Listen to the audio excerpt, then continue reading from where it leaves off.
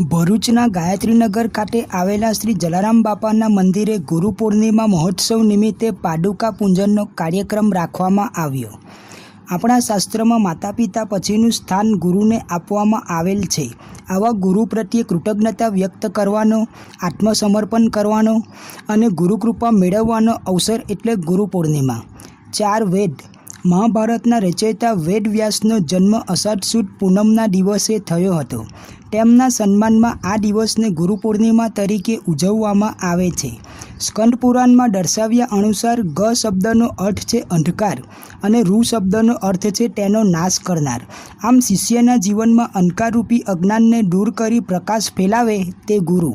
ગુરુ અંગે સામાન્ય રીતે કહીએ તો શિષ્યને સાચી વાત કરનાર, સમજ આપનાર, સલાહ આપનાર એટલે કે અટવાયેલી પરિસ્થિતિમાંથી માર્ગ કાઢી આપીને સાચો રસ્તો બતાવે છે। તે જ રીતે ગુરુ શિષ્યને જ્ઞાન આપી તેની અંદર રહેલી આવડત, કુનેહ અને શક્તિને બહાર લાવી એક આદર્શ માનવીનું ઘડતર કરે છે। ગુરુની કૃપા વગર ઈશ્વરનો સાક્ષાત્કાર શક્ય નથી।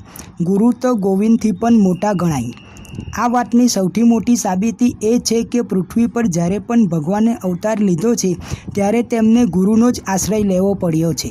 શ્રી રામ, શ્રી કૃષ્ણ, કબીર, વિવેકાનંદ, દયાનંદ વગેરેએ પણ ગુરુની દીક્ષા દ્વારા જ મહાપુરુષનો દરજ્જો મેળવ્યો હતો। ગુરુ પરમાત્માની પ્રાપ્તિ કરવામાં શિષ્યને મદદ કરે છે। આથી જ કબીરે કહ્યું છે કે ગુરુ ગોવિંદ દોવું ખડે કાકે લાગુ પાય, એટલે કે ગુરુ અને ગોવિંદ બંને સામે ઊભા હોય તો પ્રથમ ચરણ સ્પર્શ કોણે કરવા? કબીરે પ્રથમ ચરણ સ્પર્શ ગુરુના જ કર્યા છે। કારણ કે બલિહારી ગુરુ આપકી જો ગોવિંદ દિયો બતાઈ, એટલે કે ગુરુની કૃપાથી જ કબીરને ઈશ્વરની પ્રાપ્તિ થઈ હતી। આવા જ ઈશ્વરની પ્રાપ્તિ કરવા માટે ભરૂચના ગાયત્રીનગર ખાતે આવેલા શ્રી જલારામ બાપાના મંદિરે ગુરુ પૂર્ણિમા મહોત્સવ નિમિત્તે શ્રી જલારામ બાપાની પાદુકાના પૂજનનો કાર્યક્રમ રાખવામાં આવ્યો હતો। જેમાં મોટી સંખ્યામાં જલારામ બાપાના ભક્તોએ હાજર રહીને શ્રી જલારામ બાપાની પાદુકાનું પૂજન, અર્ચન, દર્શન, આરતી અને મહાપ્રસાદીનો લાભ લઈને પોતાના જીવનને ધન્ય બનાવ્યું હતું। Reporting by Ketan Mehta, Bharuch.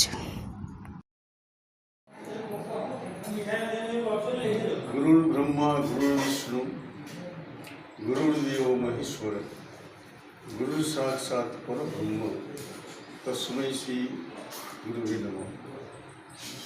આપણા હિન્દુ ધર્મમાં ગુરુનો મહિમા ખૂબ છે। કહેવતમાં પણ છે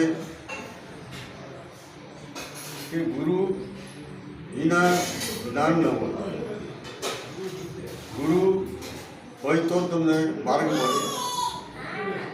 કહેવાય છે પ્રથમ ગુરુ માતા પિતા, પણ જે ગુરુ જ્ઞાન આપે છે, જેની પાસે શિક્ષણ એ પણ ગુરુ છે, અને જે આપણને ધર્મવિધિ શીખવે એ પણ ગુરુ છે।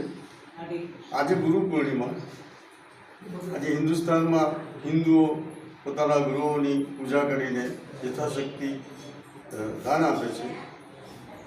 ગુરુ ગોવિંદોનો ખરા કિસકો લાગુ પાય।